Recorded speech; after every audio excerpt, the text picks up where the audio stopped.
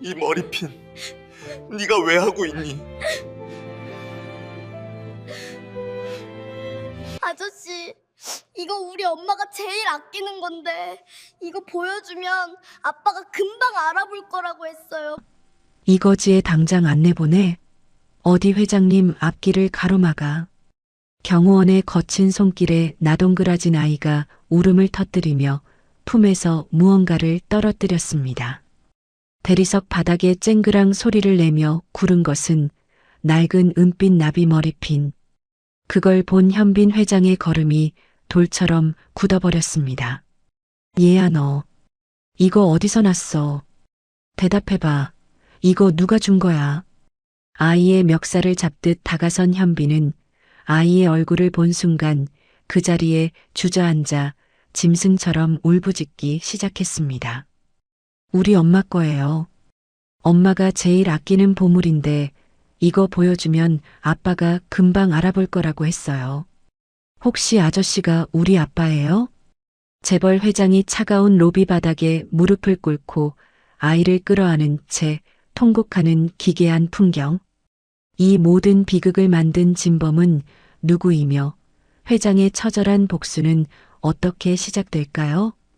사연 시작 전 이 감동적인 이야기가 궁금하시다면 구독과 좋아요를 눌러주시고 어디서 듣고 계신지 댓글 남겨주시면 그곳으로 행복이 가득하시길 바라겠습니다. 대한민국에서 내로라 하는 젊은 재벌 회장 강현빈. 올해 45인 그는 남들이 평생을 걸려도 이루지 못할 부와 명예를 손에 쥔 사내였습니다. 하지만 그의 가슴 한구석은 늘 허허 벌판처럼 차가운 바람이 쌩쌩 불고 있었습니다.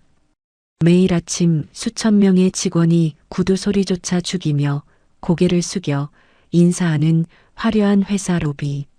그곳을 지날 때마다 현빈은 자신의 구두 소리가 유난히 공허하게 들린다고 생각했습니다. 세상 모든 것을 다 가졌다고들 말하지만 사실 그는 가장 소중한 것을 제 손으로 짓밟아버린 가련한 남자였기 때문입니다. 사건의 시작은 5년 전으로 거슬러 올라갑니다. 현빈에게는 세상 무엇과도 바꿀 수 없던 아내 예진이 있었습니다. 예진은 화초처럼 고운 외모에 마음씨는 비단결 같은 여자였지요. 두 사람은 남부러울 것 없는 인꼬 부부였습니다. 예진과 소소하게 행복을 나누는 것이 그의 유일한 낙이었습니다. 그런 현빈에게 청천벽력 같은 소식이 전해진 건 5년 전 겨울이었습니다. 평생 의지해온 친형 태석이 조심스럽게 건넨 한 장의 서류. 그것은 현빈의 건강검진 결과지였습니다. 거기엔 차가운 글씨로 무정자증이라는 판정이 적혀 있었습니다. 현빈은 하늘이 무너지는 것 같았습니다. 예진과 닮은 아이를 낳아 오순도순 사는 것이 유일한 꿈이었는데 자신이 아이를 가질 수 없는 몸이라니요. 그 절망감이 현빈의 이성을 마비시켰습니다. 그런데 그로부터 한 달 뒤 아내 예진이 수줍게 웃으며 임신 소식을 전했습니다. 현빈의 머릿속은 하얗게 변했습니다. 기쁨이 아니라 배신감이 불길처럼 타올랐지요. 내 아이일 리가 없어. 나는 아이를 가질 수 없는 몸인데 대체 누구의 아이란 말인가. 현빈은 예진의 눈물 섞인 고백도 뱃속의 아이가 당신의 아이라는 절규도 외면했습니다. 결국 그는 예진을 매정하게 집 밖으로 내몰았습니다. 비가 억수같이 쏟아지던 그날 예진은 맨발로 쫓겨나며 현빈의 바짓가랑이를 붙잡고 울부짖었지만 현빈은 차갑게 그 손을 뿌리쳤습니다. 그것이 두 사람의 마지막이었습니다. 그로부터 5년이 흐른 오늘 현빈은 여느 때와 다름없이 경호원들의 삼엄한 호의를 받으며 회사 로비에 들어서고 있었습니다. 그런데 갑자기 작고 떨리는 목소리 하나가 로비의 정막을 깨뜨렸습니다. 아저씨, 우리 아빠 좀 만나게 해주세요. 제발이요. 우리 엄마가 죽어가요. 경호원들이 즉시 아이의 앞을 가로막았습니다. 꼬마야, 여기는 함부로 들어오는 곳이 아니야. 어서 나가렴. 현빈은 발걸음을 멈췄습니다.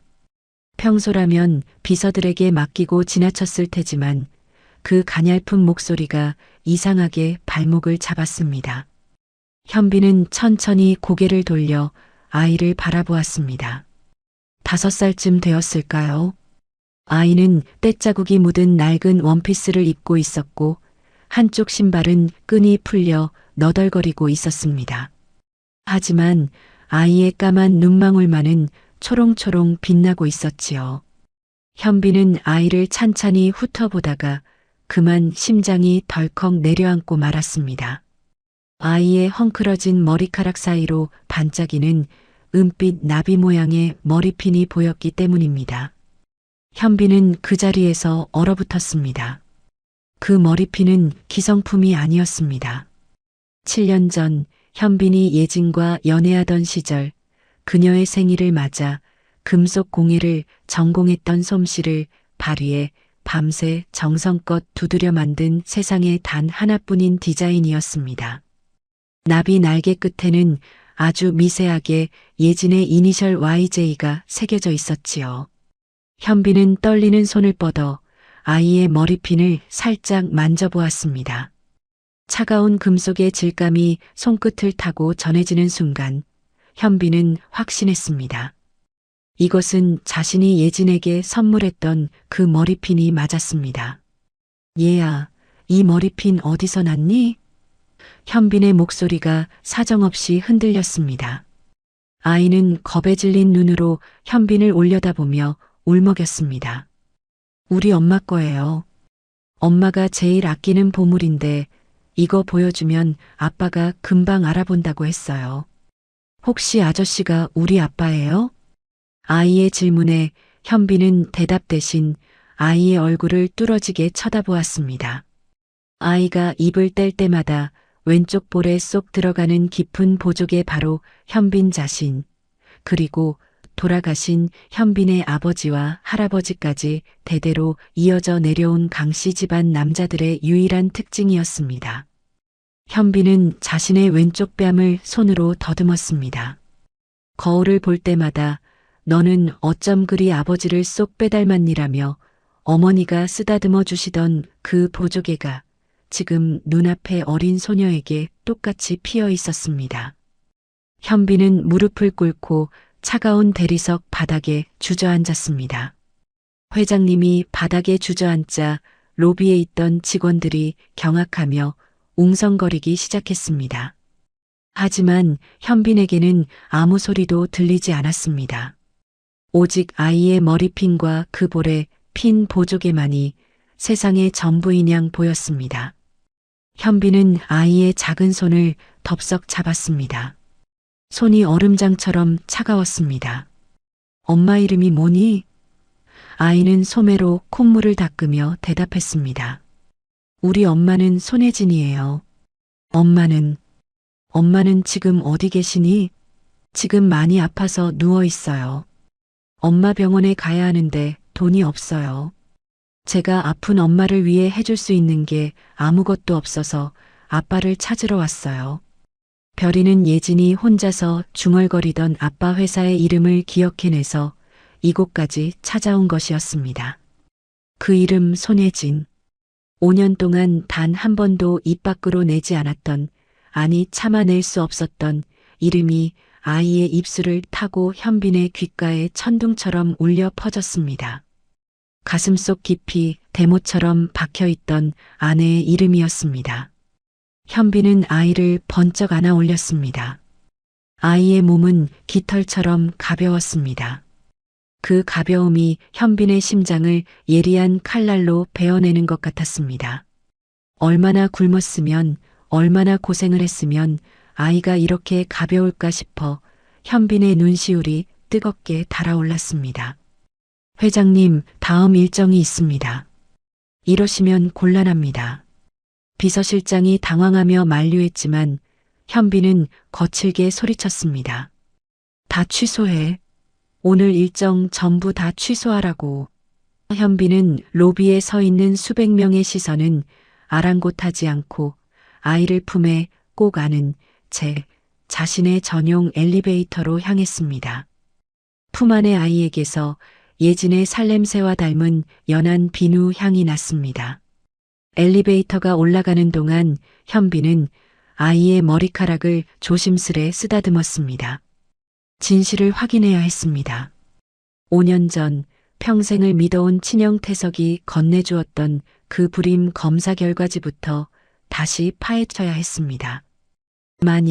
정말 만약에 그 검사 결과가 누군가의 조작이었다면, 그래서 자신이 제 핏줄을 부정하고 사랑하는 아내를 지옥으로 밀어넣은 것이라면, 현빈은 밀려오는 공포와 자책감에 온몸을 바르르 떨었습니다.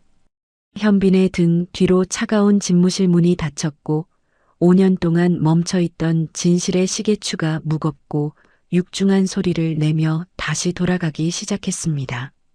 그는 아이의 머리카락에 꽂힌 낡은 나비 머리핀을 손끝으로 매만지며 나지막이 의졸였습니다. 예진아, 내가 정말 살아있었던 거니? 내가 무슨 짓을 한 거니? 로비에서 시작된 짧은 만남은 그렇게 현빈의 견고했던 성벽을 뿌리째 흔들어 놓고 있었습니다. 집무실 소파에 앉은 현빈은 품 안에서 곤히 잠든 아이를 내려다보았습니다. 로비에서 한바탕 울음을 터뜨리고 긴장이 풀렸는지 아이는 현빈의 값비싼 양복 소매를 꼭 쥔 채 새근새간 숨을 내뱉고 있었습니다.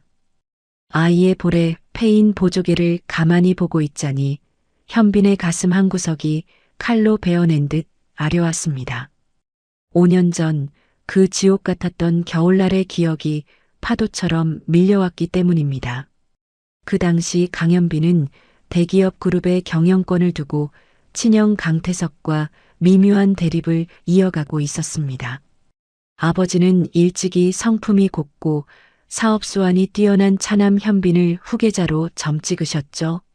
장남이라는 자부심 하나로 버티던 태석에게 그것은 참을 수 없는 모욕이었습니다. 하지만 현빈은 형을 믿었습니다. 어릴 적 형은 부모님보다도 현빈의 마음을 더 잘 이해해주고 부모님이 예진과의 결혼을 반대할 때도 유일하게 편이 되어주던 형이었기 때문입니다. 그러던 어느 날 사건이 터진 건 현빈이 그룹의 정식 회장 취임을 앞둔 시점이었습니다. 태석은 현빈에게 조심스럽게 건강검진을 권유했습니다. 현빈아, 회장이 되면 몸 챙길 시간도 없다. 내가 아는 병원 원장이 실력이 좋으니 정밀 검사 한번 받아보렴. 형의 따뜻한 배려에 감동한 현빈은 의심 없이 병원을 찾았습니다. 그리고 며칠 뒤 태석은 사색이 된 얼굴로 현빈의 사무실에 들이닥쳤습니다. 태석이 던지듯 내려놓은 결과지에는 충격적인 판정이 적혀 있었습니다. 무정자증으로 인한 불임. 현빈은 눈앞이 캄캄해졌습니다. 당시 현빈은 아내 예진과 아이를 갖기 위해 지극정성으로 노력하던 중이었습니다. 예진은 예쁜 아기 신발을 미리 사두고 매일 밤 태어날 아이의 이름을 지어보며 행복해했었죠. 그런데 자신이 아이를 가질 수 없는 몸이라니요. 현빈은 그 사실을 예진에게 차마 말하지 못한 채 며칠을 술로 밤을 지새웠습니다. 그런데 운명의 장난일까요? 예진이 환한 미소를 짓며 현빈의 손을 잡았습니다. 현빈 씨, 우리에게 천사가 찾아왔어요. 임신이래요.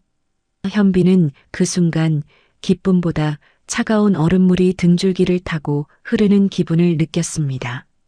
내 아이일 리가 없어. 형이 준 결과지에 분명히 불임이라고 적혀 있었는데 시간이 어느덧 흘러 예진의 배는 제법 불러왔습니다. 하지만 끝내 현빈의 의심의 씨앗은 독버섯처럼 자라났습니다. 현빈은 예진의 배를 가리키며 짐승처럼 포효했습니다. 대체 누구의 자식이야? 감히 나를 속이고 누구와 부정한 짓을 한 거냐고. 예진은 바닥에 주저앉아 현빈의 구두를 붙잡았습니다. 현빈 씨, 무슨 말씀이세요? 하늘의 맹세코 당신 아이예요. 제 말을 믿어주세요. 하지만 현빈의 눈에는 형 태석이 옆에서 흘리는 가짜 눈물과 동생아, 내가 조사해보니 재수가 밖에서 딴 마음을 품었다더라는 거짓 증언만이 가득 찼습니다. 결국 현빈은 만삭이 가까워진 예진을 비 내리는 거리로 내몰았습니다. 예진은 차가운 빗속에서 배를 감싸 쥔 채 나중에라도 꼭 확인해 보세요. 이 아이는 강현빈, 당신의 핏줄입니다. 라고 울부짖었습니다. 현빈은 그 목소리를 뒤로하고 차갑게 대문을 걸어 잠갔습니다. 그게 현빈의 인생에서 가장 큰 죄악이 될 줄은 꿈에도 모른 채 말입니다. 다시 현재로 돌아와 현빈은 집무실 책상 서랍 깊숙이 처박아 두었던 5년 전의 검사 결과지를 꺼냈습니다. 그리고 비서실장에게 조용히 명령했습니다. 지금 당장 이 병원 원장 찾아내. 그리고 5년 전 내 검사 기록 원본을 확보해. 한 글자라도 조작된 흔적이 있다면 그 병원을 통째로 날려버릴 거다. 비서실장은 회장의 살기 어린 눈빛에 서둘러 방을 나갔습니다. 몇 시간 뒤 뜻밖의 소식이 전해졌습니다. 당시 현빈의 검사를 담당했던 의사가 해외로 도피하기 직전 공항에서 붙잡힌 것입니다. 현빈은 그를 비밀 안가로 불러들였습니다. 공포에 질린 의사는 현빈의 발치에 엎드려 진실을 토해냈습니다. 회장님, 죽을 죄를 지었습니다. 당시 형님분이신 강태석 전무님이 시키셨습니다. 무정자증이라는 가짜 진단서를 만들면 병원에 거액의 후원금을 내겠다고 협박 섞인 제안을 하셨어요. 현빈은 의자의 팔걸이를 쥐고 있던 손에 너무 힘을 주어 손톱이 깨지는 줄도 몰랐습니다. 그럼 내 형이, 태석 형이 직접 조작했다는 건가? 의사는 떨리는 목소리로 대답했습니다. 네, 사실 강태석 전무님 본인이 무정자증이셨습니다. 본인은 후계자가 될 수 없으니 회장님께 똑같은 누명을 씌워 가정까지 파탄내고 회장 자리를 찬탈하려 하신 겁니다. 현빈의 가슴 속에서 뜨거운 것이 울컥 치밀어 올랐습니다. 형이라고 믿었던 사람이 사실은 자신의 심장을 도려낸 악마였다는 사실에 현빈은 실성한 사람처럼 웃음을 터뜨렸습니다. 가족이라고, 형이라고, 나는 그 인간을 믿고 내 아내와 자식을 버렸는데. 현빈은 주먹으로 벽을 내리쳤습니다. 벽에 걸린 액자가 떨어져 산산조각이 났지만 현빈의 심장은 그보다 더 처참하게 부서지고 있었습니다. 그 시각 아이는 잠에서 깨어나 커다란 눈을 깜빡이며 현빈을 보고 있었습니다. 아이는 무서워하는 기색 없이 현빈의 뺨에 난 눈물 자국을 작은 손으로 닦아주었습니다. 아빠, 울지 마요. 엄마가 그랬어요. 아빠는 세상에서 제일 용감한 사람이라고, 그래서 언젠가는 우리를 꼭 만나러 올 거라고. 아이의 그 한마디에 현빈은 아이를 품에 안고 꺽꺽 소리를 내며 오열했습니다. 진실은 너무나 잔인했습니다. 형의 탐욕 때문에 현빈은 5년이라는 세월을 지옥에서 보냈고 예진은 아이를 품에 안고 길거리를 떠돌며 약 한 봉지 사지 못할 정도로 고생을 해야 했습니다. 현빈은 이를 갈며 다짐했습니다. 태석 형, 당신이 가진 모든 것을 뺏고 내가 느낀 고통의 1000배를 돌려줄게. 그리고 예진아, 내가 반드시 널 찾아낼 거야. 현빈은 아이를 다시 따뜻하게 감싸 안았습니다. 이제 남은 것은 예진이 있는 곳을 찾는 일이었습니다. 아이가 말했던 많이 아파서 누워있는 엄마. 현빈은 당장이라도 달려가고 싶었지만 우선 아이의 상태부터 살펴야 했습니다. 현빈은 주치의를 불러 아이의 영양 상태를 체크하게 하고 자신의 모든 정보력을 동원해 손혜진의 행방을 추적하기 시작했습니다. 5년 전 빗속으로 사라졌던 그 가련한 여인의 흔적을 찾아서 말입니다. 집무실의 넓은 창밖으로 노을이 붉게 타오르고 있었습니다. 현빈은 소파에 앉아 비서가 가져온 따뜻한 우유를 마시는 아이를 넋을 잃고 바라보았습니다. 아이는 우유컵을 두 손으로 꼭 쥔 채 조심스레 한 모금씩 마시고 있었지요. 현빈은 별이의 작은 손을 가만히 내려다보았습니다. 그 고사리 같은 손가락 마디마디가 거칠게 터져 있고 손톱 밑에는 흙먼지가 끼어 있었습니다. 대한민국 최고의 재벌 가문에서 공주처럼 자랐어야 할 아이가 추위 속에서 길거리를 헤매며 고생했을 것을 생각하니 현빈의 가슴은 날카로운 얼음 송곳으로 찔리는 듯한 통증이 느껴졌습니다. 별이는 아빠의 눈에 고인 눈물을 보고는 오히려 자기 소매를 끌어당겨 현빈의 뺨을 조심스레 닦아주었습니다. 아저씨, 아니, 아빠, 왜 울어요? 엄마가 그랬어요. 아빠는 아주 바쁘고 중요한 일을 하느라 우리에게 못 오는 거라고요. 절대 미안해하지 말라고. 아빠는 우리를 아주 많이 사랑한다고 엄마가 매일 밤 이야기해줬어요. 아이의 그 순수한 위로가 현빈에게는 그 어떤 채찍질보다 아프게 다가왔습니다. 예지는 자신을 사지로 몰아넣은 남편을 원망하기는커녕 아이에게 아빠의 빈자리를 아름다운 기다림으로 색칠해 주었던 것입니다. 현빈은 참담한 심정으로 입술을 깨물었습니다. 5년 전 예진이 이 아이는 당신의 핏줄이에요라고 절규하며 문 밖으로 쫓겨날 때 그녀의 눈망울 속에 담겨있던 그 투명한 진실을 왜 보지 못했을까요? 형 태석이 옆에서 현빈아, 재벌가에 이런 불미스러운 일은 있을 수 없다. 재수가 밖에서 딴 마음을 품은 게 명백해라며 속삭이던 그 독묻은 목소리가 현빈의 이성을 마비시켰던 그날의 자신이 너무나 증오스러웠습니다. 형은 현빈의 앞날을 걱정하는 척하며 실제로는 현빈의 가장 소중한 가정을 무참히 짓밟았던 것입니다. 현빈은 별이를 품에 안고 비서실장에게 벼락 같은 고함을 쳤습니다. 당장 의료진과 앰뷸런스를 대기시켜. 별이가 말하는 산동네가 어디야? 지금 당장 출발한다. 한시라도 늦으면 너희 모두 내 손에 죽을 줄 알아. 현빈은 구두가 벗겨질 정도로 급하게 주차장으로 뛰어내려갔습니다. 수십 명의 경호원이 현빈을 뒤따랐지만 그의 눈에는 오직 별이가 가리키는 그 머나먼 산동네의 위태로운 실루엣만 보였습니다. 차에 올라탄 현빈은 별이를 무릎에 앉히고 꽉 끌어안았습니다. 차창 밖으로 스쳐 지나가는 화려한 서울의 밤거리가 마치 자신을 비웃는 조소처럼 느껴졌습니다. 5년 동안 자신은 이 화려한 빌딩 숲에서 최고급 요리를 먹고 침대에서 잠을 자는 동안 예진과 별이는 찬 바람이 새어드는 방에서 서로의 온기에 기대어 배를 골았을 것을 생각하니 현빈은 숨을 쉬는 것조차 죄악처럼 느껴졌습니다.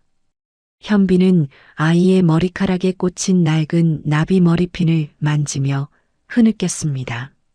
예진아, 조금만 기다려. 제발, 조금만 더 버텨줘. 차가 좁고 가파른 골목길을 올라가기 시작했습니다. 타이어가 비명을 지르며 헛도는 소리가 들릴 정도로 험한 비탈길을 지나 더 이상 차가 들어갈 수 없는 좁은 골목 어귀에 멈춰 섰습니다. 현빈은 차 문이 열리기도 전에 밖으로 튀어나갔습니다. 별이의 작은 손을 잡고 가파른 계단을 하나하나 뛰어 올라갔습니다. 가로등 하나 제대로 켜지지 않아 어두컴컴한 달동네. 낡은 지붕들이 다닥다닥 붙어있는 그곳에서 별이가 숨을 몰아쉬며 한 낡은 판잣집 앞에 멈춰 섰습니다. 여기에요. 우리 집. 엄마가 저 안에 있어요. 별이가 가리킨 곳은 비바람에 사가버린 판재와 비닐로 대충 덧댄 집이었습니다. 현빈은 떨리는 손으로 문을 밀었습니다. 삐걱거리는 소리와 함께 문이 열리자 눅눅한 곰팡이 냄새와 코를 찌르는 냉기가 현빈을 맞이했습니다. 방 안에는 가구 하나 제대로 없었습니다. 구석에 놓인 낡은 브루스타 하나와 예진이 밤잠을 설쳐가며 접었을 종이봉투 더미가 방 안가득 쌓여 있었죠. 한때 재벌가의 안주인이었던 여자가 종이봉투 한 장당 몇 원을 받으며 연명해왔다는 사실에 현빈은 심장이 갈기갈기 찢겨나갔습니다. 그리고 그 차가운 방 한가운데 낡은 이불을 덮고 창백한 안색으로 누워있는 여자가 보였습니다. 예진이었습니다. 예진아, 예진아. 현빈은 비명 같은 소리를 지르며 그녀의 곁으로 달려가 무릎을 꿇었습니다. 예진의 몸은 불덩이처럼 뜨거웠고 이마에는 식은 땀이 비 오듯 흐르고 있었습니다. 현빈은 그녀의 마른 손을 잡고 오열했습니다. 내가 왔어, 예진아. 나야, 나. 내가 너무 늦었지? 미안해, 정말 미안해. 예진은 현빈의 목소리에 간신히 눈을 떴습니다. 초점 없는 눈동자가 한참을 헤매다 현빈의 얼굴에 멈췄습니다. 현빈 씨, 꿈인가요? 당신이 왜 여기에? 별이는요? 우리 별이는 무사한가요? 예진의 목소리는 다 타버린 잿가루처럼 가냘팠습니다. 예진의 몸은 생각보다 훨씬 더 가벼웠습니다. 안 돼, 예진아. 눈 떠, 정신 차려. 평생 속죄하며 살 테니 제발 살아만 있어줘. 별이도 이렇게 아빠를 기다렸잖아. 현빈은 예진을 품에 안고 산동네 아래 대기하던 앰뷸런스로 질주했습니다. 별이는 아빠의 옷자락을 필사적으로 잡고 눈물을 닦으며 거친 숨을 몰아쉬며 뒤따랐습니다. 앰뷸런스 안에서 의료진이 예진에게 산소 마스크를 씌우고 응급처치를 시작하는 동안 현빈은 앰뷸런스 바닥에 주저앉아 그녀의 얼음장 같은 발을 자신의 옷 속에 넣어 비벼주었습니다. 5년 전 비 오는 거리로 그녀를 가차없이 밀어내던 자신의 그 손이 이제는 그녀를 살리기 위해 처절하게 떨리고 있었습니다. 현빈은 별이를 자신의 곁으로 끌어당겨 꼭 안았습니다. 아이의 온기가 예진의 차가운 몸으로 전해지기를 간절히 빌며 말입니다. 병원으로 향하는 길, 현빈은 구급차의 붉은 경광등이 스쳐 지나가는 차창 밖 어둠을 노려보며 이를 갈았습니다. 예진을 사지로 몰아넣고 자신의 인생을 통째로 도둑질한 형 강태석. 그가 저지른 악행의 대가를 반드시 치르게 하겠노라고, 죽어서도 잊지 못할 응징을 하겠노라고 다짐했습니다. 태석 형, 당신이 내 아내와 딸에게서 뺏어간 5년의 세월, 그 피눈물 나는 시간들을 당신의 목숨값으로 대신 받게 될 거야. 내가 가진 모든 것을 걸고 당신을 지옥으로 보내주겠어. 현빈은 의식을 잃어가는 예진의 손을 피가 통하지 않을 정도로 꼭 쥔 채 다른 한 팔로는 아빠의 품에 안겨 잠든 별이를 감싸 안았습니다. 5년의 지독한 어둠을 뚫고 강현빈은 비로소 진짜 가장이 무엇인지, 핏줄의 무게가 얼마나 무겁고 거룩한 것인지 온몸으로 깨닫고 있었습니다.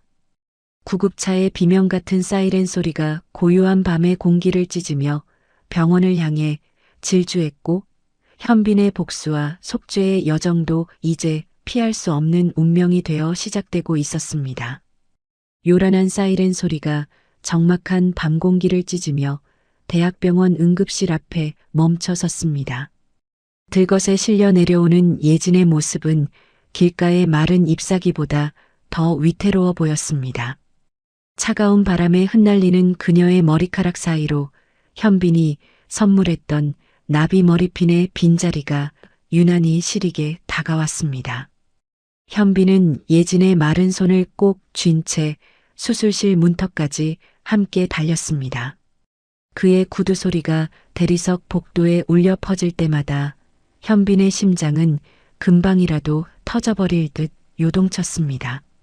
환자 보호자님, 여기까지만 들어오실 수 있습니다. 진정하세요. 간호사의 단호한 제지에 현빈은 멈춰 설 수밖에 없었습니다. 굳게 닫히는 수술실의 차가운 철문을 바라보며 현빈은 벽에 머리를 찌으며 흐느꼈습니다.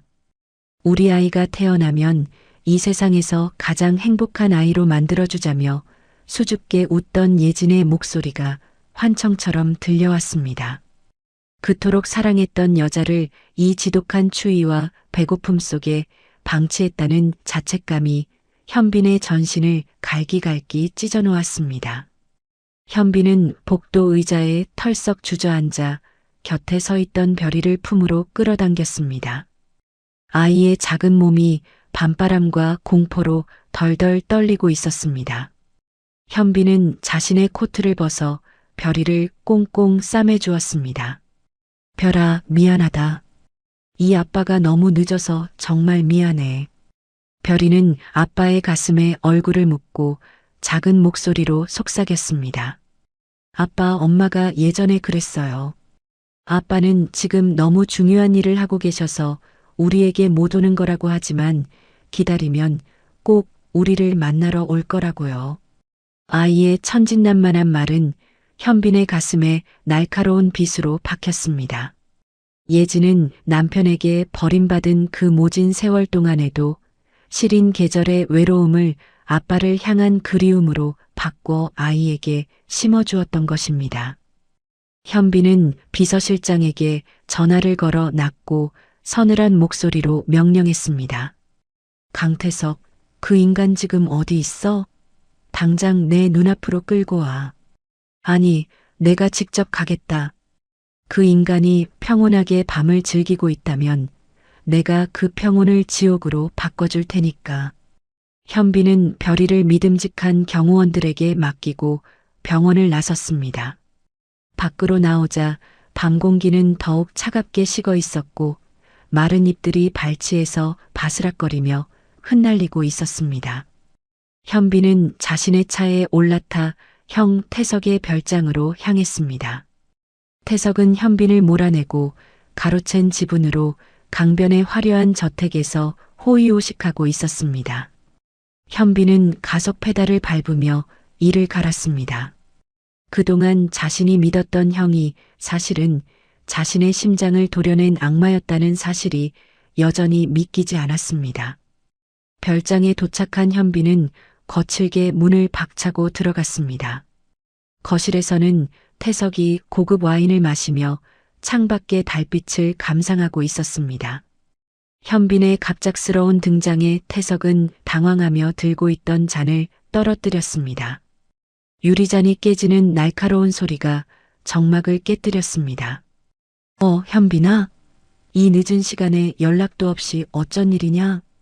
태석은 짐짓 인자한 형의 미소를 지으며 다가왔지만 현빈의 눈에 서린 서슬 퍼런 살기를 보고는 그대로 멈춰 섰습니다. 현빈은 대답 대신 태석의 멱살을 움켜쥐고 벽으로 몰아붙였습니다. 형, 5년 전 그 병원 원장. 방금 공항에서 잡혔어? 내 검사 결과지를 조작하라고 시킨 사람, 형이라며? 내 입으로 직접 들어야겠어. 태석의 눈동자가 사정없이 흔들렸습니다. 무슨 소리냐? 그게 다 내가 회장 자리에 오르기 전에 확실히 하려고.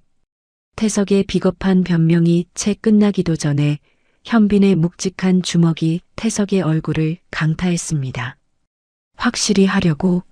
내 가정을 파괴하고 내 아내와 딸을 곰팡이 핀 방에서 썩게 만든 게 나를 위해서라고? 현빈은 태석을 바닥에 내동댕이 쳤습니다.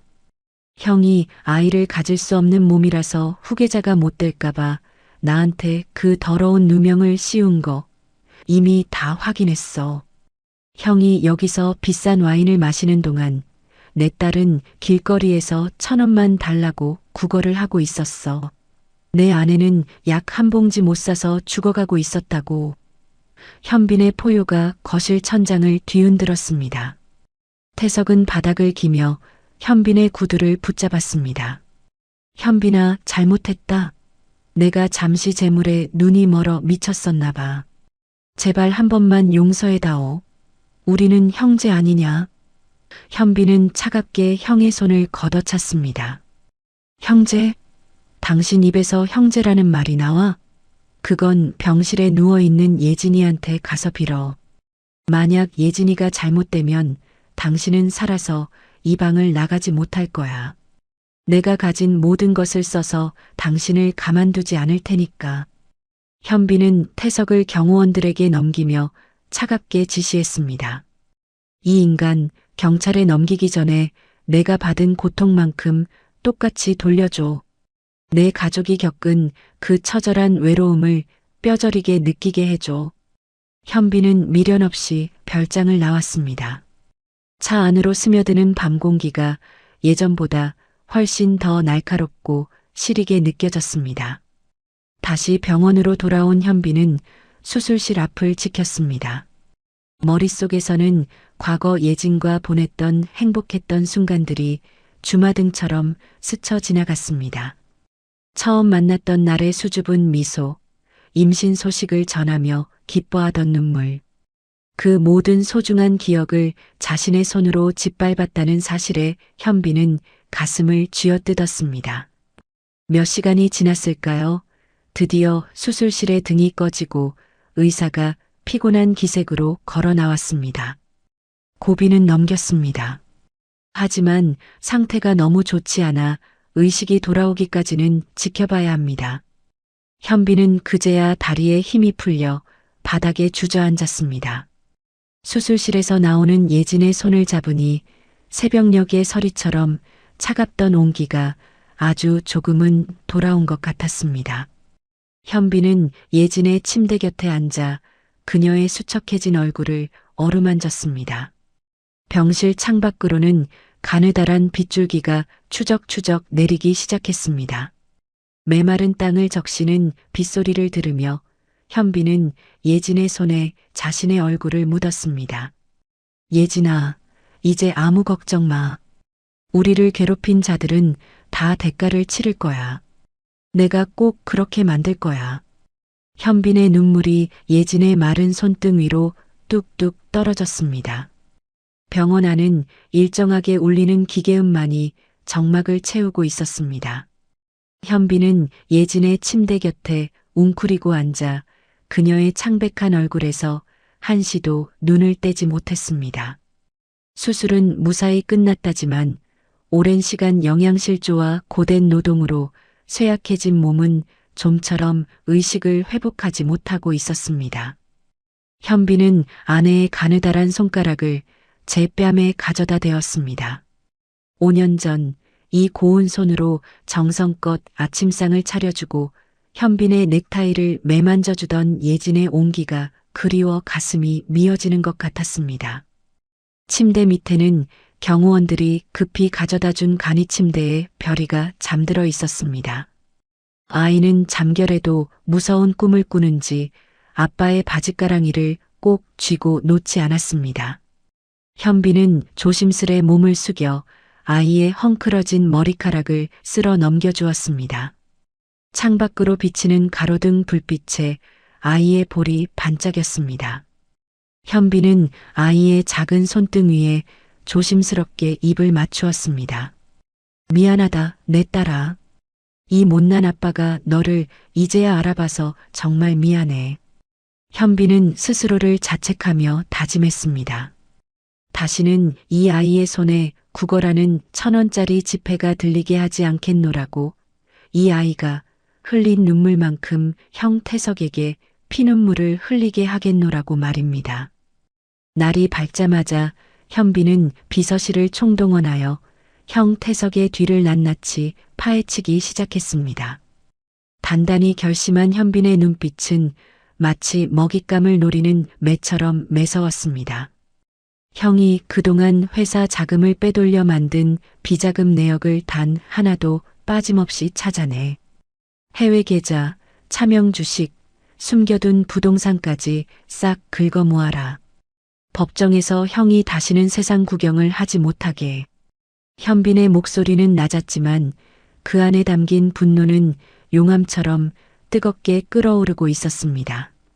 조사가 진행될수록 태석의 추악한 범죄들이 하나둘씩 수면 위로 드러났습니다. 태석은 현빈을 몰아내기 위해 경영권 방어 비용이라는 명목으로 수백억 원의 공금을 횡령했을 뿐만 아니라 5년 전 예진이 쫓겨난 뒤에도 그녀를 집요하게 추적했던 기록이 발견되었습니다. 예진이 정착하려 할 때마다 태석이 보낸 사채업자들이 들이닥쳐 그녀를 괴롭혔고 결국 그녀가 산동네 단칸방까지 흘러들어오게 만든 배우도 바로 태석이었습니다.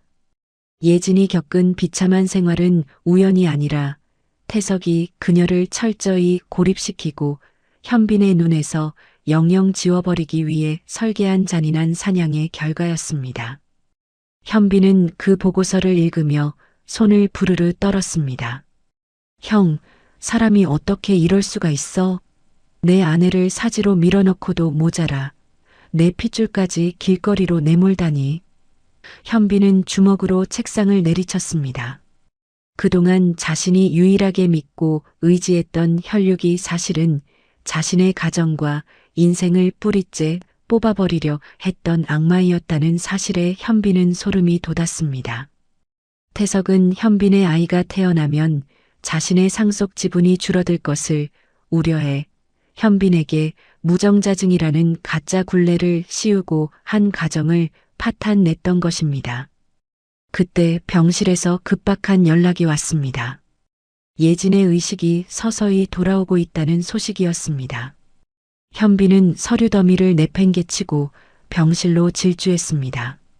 복도를 달리는 그의 심장은 희망과 두려움으로 세차게 뛰었습니다.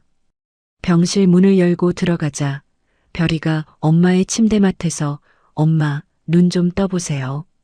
아빠가 여기 있단 말이에요. 라고 울먹이며 외치고 있었습니다. 아이의 간절한 목소리가 예진의 닫힌 의식의 문을 두드리고 있었습니다. 예진은 무거운 눈꺼풀을 힘겹게 들어 올렸습니다. 초점 없는 눈동자가 서서히 돌아오더니 자신을 내려다보는 현빈을 발견했습니다. 빈 씨. 예진의 입술이 아주 작게 달싹였습니다. 현빈은 그녀의 마른 손을 두 손으로 꽉 감싸쥐었습니다. 나 여기 있어, 예진아. 나 여기 있어. 이제 아무데도 안 가. 당신이랑 별이 내가 죽는 한이 있어도 지킬 거야. 현빈의 목소리는 참회와 다짐이 뒤섞여 떨리고 있었습니다.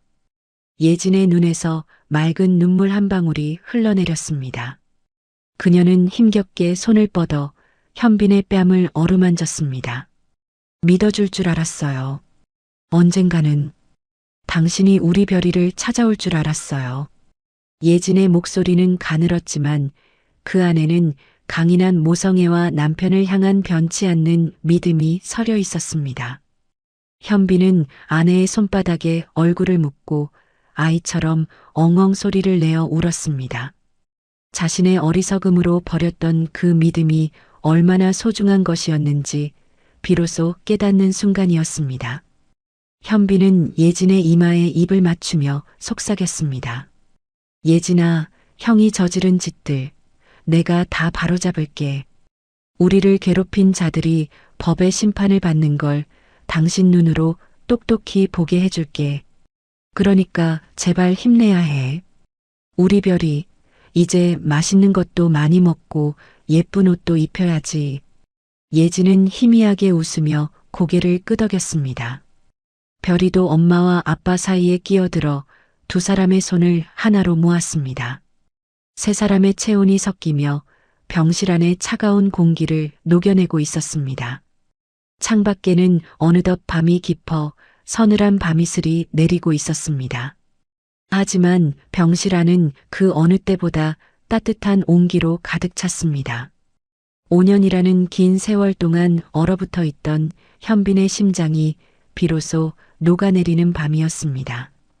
그는 아내와 딸을 번갈아 바라보며 다짐했습니다.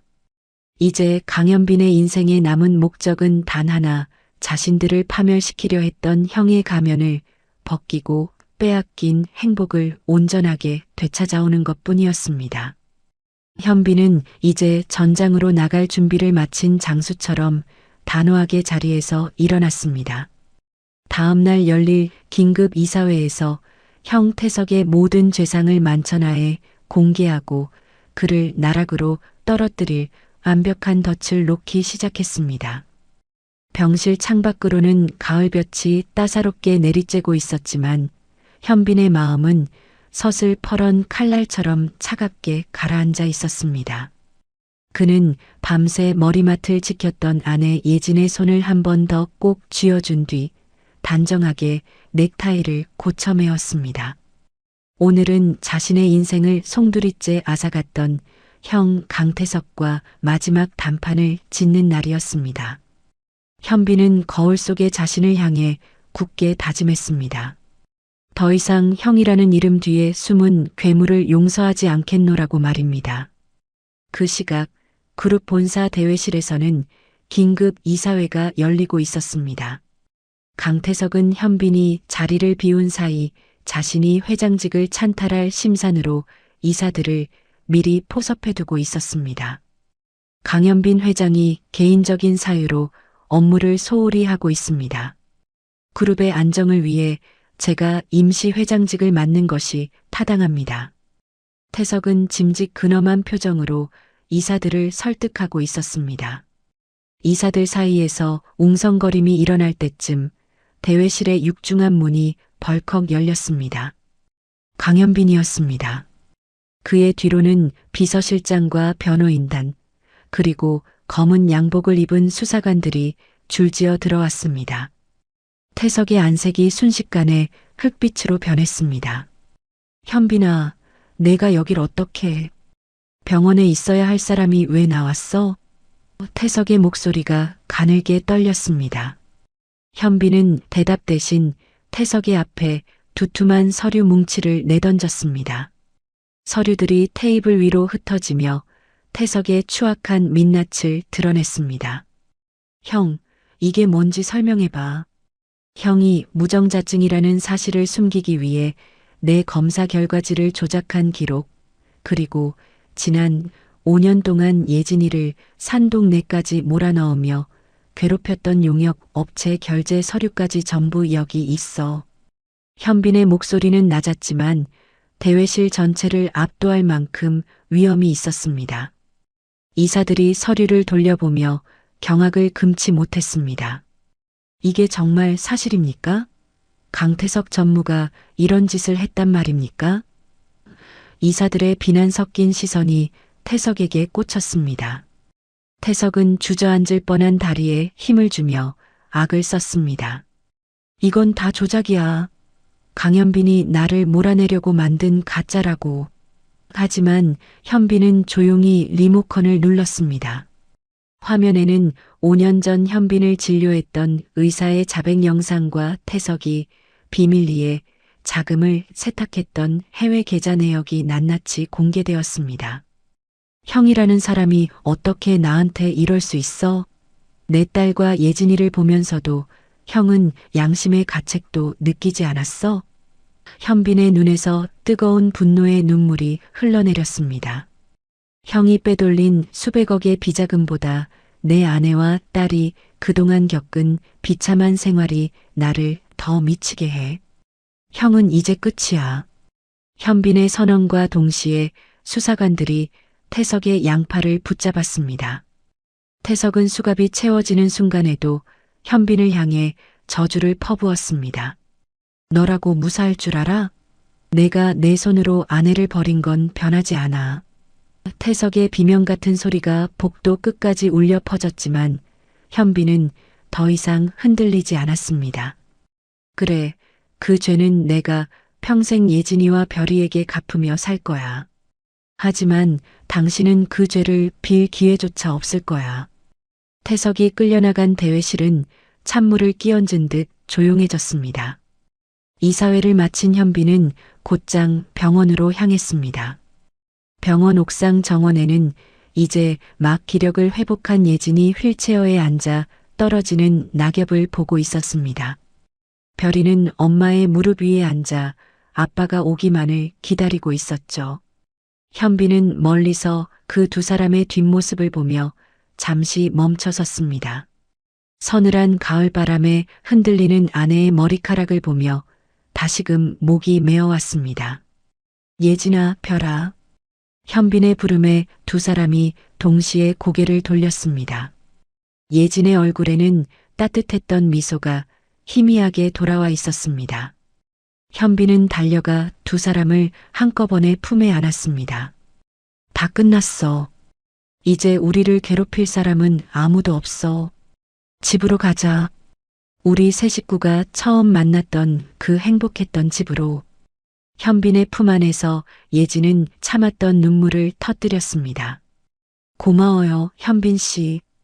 우리를 찾아줘서 정말 고마워요. 현빈은 별이를 번쩍 안아 올렸습니다. 아이의 볼에 패인 깊은 보조개가 가을볕을 받아 반짝였습니다. 그것은 강씨 집안의 핏줄이라는 증표이자 현빈이 평생 지켜야 할 등불이었습니다. 현빈은 비로소 자신이 진짜 가져야 할 재산이 무엇인지 깨달았습니다. 그것은 회장 자리가 아닌 바로 사랑하는 사람 곁이라는 것을요. 강태석이 수갑을 찬 채 검찰로 압송되었다는 뉴스로 회사는 떠들썩했습니다. 재벌가의 추악한 권력 다툼과 친동생의 가정을 파탄낸 비정한 형의 실체에 사람들이 공분했습니다. 하지만 정작 그 풍파의 중심에 서 있던 강현빈은 그 어떤 언론 인터뷰도 거절한 채 조용히 병실의 창을 열었습니다. 창밖으로는 붉게 물든 단풍잎들이 가을바람에 춤을 추듯 흩날리고 있었습니다. 5년 전 예진을 내쫓았던 그 시린 바람과는 결이 다른 아주 따스하고 부드러운 바람이었습니다. 현빈 씨, 이제 정말 다 끝난 건가요? 예진이 휠체어에 앉아 현빈의 손을 조심스레 잡으며 물었습니다. 그녀의 얼굴에는 그동안의 고생이 씻겨나간 듯 평온한 기운이 감돌고 있었습니다. 현빈은 예진의 손등에 입을 맞추며 대답했습니다. 그래, 예진아. 이제 우리를 방해할 사람은 세상 천지에 아무도 없어. 형은 자기가 저지른 죄만큼 어둡고 차가운 곳에서 참회하게 될 거야. 우리가 겪은 고통, 그 이상을 돌려받게 될 테니 걱정 마. 그때 병실 문이 열리며 별이가 예쁜 분홍색 원피스를 입고 뛰어들어왔습니다. 현빈이 백화점을 통째로 옮겨놓은 듯 사온 옷들 중 별이가 직접 고른 옷이었습니다. 아빠, 나 이 옷 입으니까 공주님 같아요. 별이는 현빈의 품에 덥석 안기며 환하게 웃었습니다. 세상에서 가장 아름다운 아이의 모습이 었습니다. 현빈은 아이를 번쩍 들어 올려 공중에서 빙글빙글 돌렸습니다. 우리 별이는 원래 공주님이었어. 아빠가 너무 늦게 모시러 와서 미안해. 현빈은 예진과 별이를 데리고 두 사람이 처음 보금자리를 꾸렸던 본가로 향했습니다. 태석이 차지하고 있던 그 집은 이제 현빈의 명령으로 예진이 좋아하던 들꽃과 따뜻한 정원으로 만들어져 있었습니다. 대문을 들어서는 예진의 눈에 이슬이 맺혔습니다. 여긴 하나도 안 변했네요. 매일 밤 꿈속에서만 오던 곳인데. 예진은 현빈의 부축을 받으며 거실로 들어섰습니다. 그날 밤 세 식구는 커다란 식탁에 둘러앉았습니다. 산동네 단칸방에서 찬밥 한 덩이로 끼니를 때우던 별이는 눈앞에 차려진 진수성찬을 보고 입을 다물지 못했습니다. 아빠, 이거 진짜 다 먹어도 돼요? 나 배 터지면 어떡해요? 별이의 천진난만한 걱정에 현빈과 예진은 동시에 웃음을 터뜨렸습니다. 현빈은 별이의 접시에 고기를 듬뿍 덜어주며 속삭였습니다. 별아, 앞으로는 먹고 싶은 거, 갖고 싶은 거 참지 않아도 돼. 아빠가 별이가 하고 싶은 거 다 하게 해줄게. 그게 아빠가 사는 이유니까. 식사를 마친 뒤 현빈은 예진을 정원으로 이끌었습니다. 가을 달빛이 은은하게 비치는 정원 벤치에 앉아 현빈은 주머니에서 작은 상자 하나를 꺼냈습니다. 상자 안에는 로비에서 별이가 들고 있던 그 나비 머리핀과 똑같은 모양이지만 훨씬 더 정교하고 영롱한 다이아몬드가 박힌 머리핀이 들어 있었습니다. 예진아, 이제는 다시는 널 놓지 않을 거야. 현빈은 떨리는 손으로 예진의 머리에 핀을 꽂아 주었습니다. 예진은 현빈의 가슴에 얼굴을 묻고 참았던 눈물을 쏟아냈습니다. 원망도 많이 했어요. 왜 나를 안 믿어주나? 왜 우리 아이를 몰라보나? 하지만 당신 닮은 저 보조개를 볼 때마다 믿었어요. 당신은 꼭 돌아올 거라고. 현빈은 예진을 꽉 껴안았습니다. 미안해, 예진아. 내 어리석음 때문에 낭비한 시간, 남은 평생 동안 천배 만배로 갚을게. 사랑한다. 내 아내 손예진. 가을밤의 정적 속에 두 사람의 심장 소리가 하나로 합쳐졌습니다. 다음 날 아침 현빈은 별이의 손을 잡고 커다란 공원으로 산책을 나갔습니다. 낙엽이 카펫처럼 깔린 길을 걸으며 별이는 아빠에게 조잘조잘 유치원에 가면 무얼 하고 싶은지 이야기했습니다. 현빈은 아이의 목소리를 하나하나 가슴에 새기며 걷다가 문득 걸음을 멈추고 아이를 바라보았습니다. 핏줄은 속일 수 없고 진실은 가릴 수 없다는 것을 현빈은 온몸으로 느꼈습니다. 현빈은 이제 그룹의 회장으로서가 아니라 한 가정의 가장으로서 새로운 인생을 시작하기로 했습니다. 수익금의 일부를 별이처럼 소외된 아이들을 돕는 재단을 만드는 데 쓰기로 결정했고 예진과 함께 그 일을 꾸려나가기로 했습니다. 복수는 끝났고 이제 남은 것은 사랑뿐이었습니다. 새 식구의 웃음소리가 공원에 가득 울려 퍼졌습니다. 5년의 지독한 겨울을 지나 찾아온 그들의 가을은 그 어떤 봄보다 따뜻하고 풍성했습니다. 나비 머리핀이 아침 햇살에 눈부시게 반짝였고 강현빈의 가슴 속에는 다시는 꺼지지 않을 행복의 등불이 켜졌습니다. 이것은 한 남자의 뒤늦은 참회이자 핏줄이 만들어낸 기적 같은 사랑의 승리였습니다. 여러분, 오늘 강현빈 회장과 손혜진 씨, 그리고 귀여운 별이의 기적 같은 이야기 어떻게 보셨나요?